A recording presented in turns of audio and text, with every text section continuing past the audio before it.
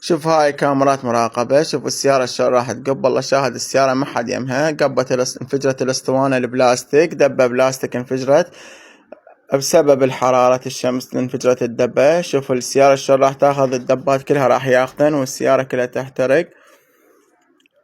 هاي شوفي بأحد مناطق بغداد بعد نهجم العالم كلها شردت. طلعوا أهل البيت كلهم مرتعبين ركضوا. اليوم ماكو لا اطفاء يمهم ما حد لان هاي قنبلة موقوتة. الدبات قنبلة موقوتة. الغاز ما حد يلحق عليه. لا ابو اطفاء يلحق عليه. اهل البيت طلعوا يركضون.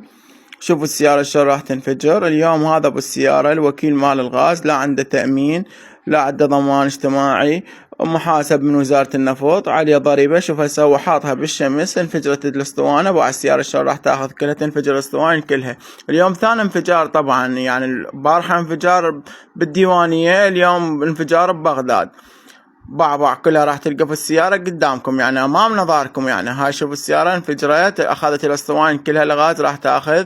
شوف الحريق شلون راح يلتهب. واليوم تبع الحريق لا ماي لا اكو كل شي ماكو. متابعة من الدولة ماكو. وزارة النفط ماكو تعويض. فوق ما وزارة النفط تلحق وراه. شوف هاي الاسطوانة البلاستيك هي قبت واخذت الاسطوانة كلها الحديد وياها. باع شلون يعني امام نظركم يعني. هم مو تقول يعني تصوير. حي شوف ذاك السائق مال السيارة راح شرد هناك. باع السيارة شلون راح تلتهب كلها.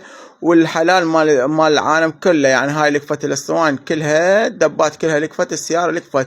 وابو اطفاء ماكو يعني. اليوم اطفاء ماكو بسبب شنو؟ سبب حرارة الجو يعني. احنا اليوم 19 تموز حرارة الجو لا تطاق يعني. مو بس يعني بالعراق انما على الدول العالم كله يعني. حرارة العالم ما تطاق. هاي لكفت السيارة كلها اخذت السيارة انتهت. طبعا احنا نشكر وزارة النفط جابت لنا الاسطوانة البلاستيك. الاسطوانة البلاستيك ما تتحمل حرارة الجو.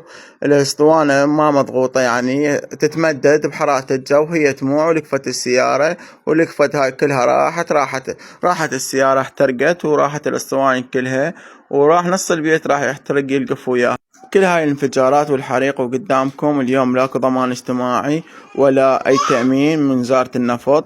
وهاي سببها. شوف هاي الدبة الاسطوانة البلاستيك هي سببها. احترقت واخذت الاسطوانة كلها الحديد وياها واحترقت السيارة انتهت يعني. هسه قدامكم كلها هاي. بعد شلون اشتعلت السيارة انتهت. الحريق اخذها اللهب يعني ما سيطر عليها. ولا هم اطفاء ماكو خابر عليهم ما يجون ماكو اطفاء. شوفوا السيارة كلها انتهت يعني. حتى ماعت السيارة دخل البيت انذار كله. منطقة دخلت انذار.